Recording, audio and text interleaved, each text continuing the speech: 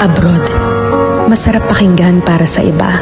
Sabi nila, kapag nasa abroad ka, masaya at maginhawa.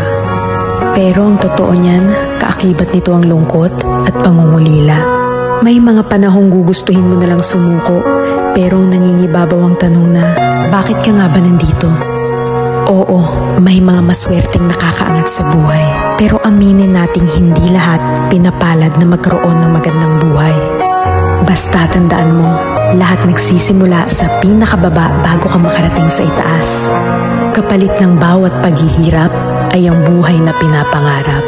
Walang imposible sa taong may tiyaga. Magugulat ka na lang, napalitan na ang mga salitang pagod na ako ng buti na lang hindi ako sumuko.